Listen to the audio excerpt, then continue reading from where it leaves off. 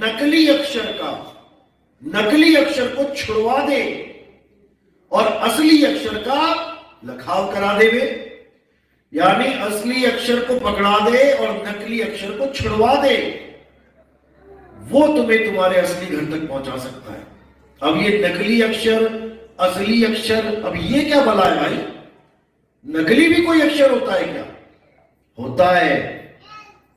नकली भी कोई नाम होता है क्या? होता है। गुरु ग्रंथ साहब क्या कहता है? कृत्रिम यानी नकली। कृत्रिम नाम कथे तेरे जीवा, सत्य नाम तेरा परापुर बला। जो नकली नाम है वो मुख से बोले जाते हैं, हिंदी के, पंजाबी के, उर्दू के, फारसी के, और जो सतनाम है वो लिखन पढ़न में नहीं, वो लिखा नहीं जा सकता, वो पढ़ा नहीं जा सकता, वो बोला नहीं जा सकता, उसी को सतनाम कहते हैं। लेकिन अधूरे गुरु इस भेद को नहीं जानते, वो बेचारे अपने गुरुओं से 52 अक्षरी नाम लेके बैठे रट रहे हैं तोते की तरह, और आने वाले चेलों को भी तोते की तरह रटवा रहे हैं। इससे मुक्ति होने वाली नहीं है। कबीर साहब ने, गुरु ग्रंथ साहब ने कोई कसर नहीं छोड़ी। 52 अक्षर लोक त्रय, सब कुछ ही नहीं माही, और ये अक्षर खिर जाएंगे। क्यों खिर जाएंगे? क्योंकि ये नकली हैं। ये अक्षर खिर जाएंगे, वो अक्षर इनमें नहीं। ये है वो असली वाला जिसको लखाना है, और जो 52 अक्षर हैं इसको छुड़वाना है। 52 अक्षर जोरे आन, सकिया न अक्षर एक पहचान।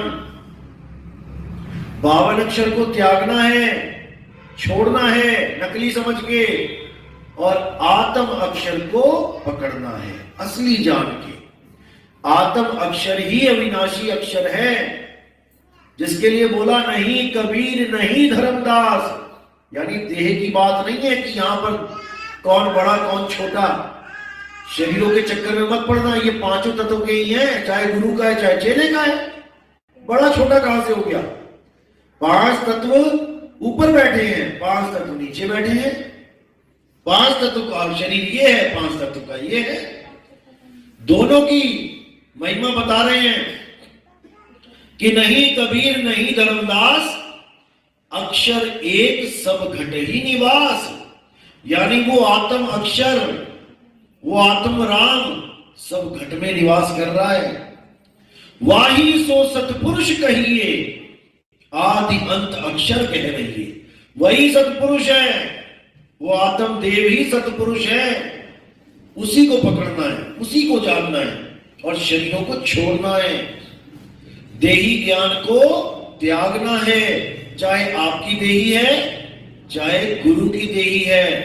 देह तो देह है। आप अपनी देह को तो मिट्टी समझ बैठे हो कि एक दिन मर जाना, मुक जाना, और गुरु की देह का ध्यान कर रहे हो कि बाबा जी का ध्यान करो, बाबा जी आएंगे लेने, बाबा जी अंत समय में लेने आएंगे। तुम बाबा जी को जान ही नहीं सकते बाबा जी कौन है। हमने शरीरों को बाबा जी समझ लिया है, जबकि बाबा शरीर नहीं है। शरीर तो 5 तत्व हैं। तुम इनडायरेक्टली शरीरों की पूजा कर रहे हो, शरीरों का ध्यान कर रहे हो, तत्वों का ध्यान कर रहे हो। इन 5 तत्वों को जो चला रहा है उसका ध्यान करना था, जो 5 तत्वों से परे है। लेकिन भेद ना होने के कारण उलझ गए तत्वों में। अब कैसे छूटे? तो इसी को बोला है सोई गुरु पूरा कहावे, 2 अक्षर का भेद बतावे। एक छुड़ावे, जो असली माल है उसको पकड़ा दे, और जो नकली काया है, नकली नाम है, उसको छुड़वा दे, तब प्राणी निज घर को जावे।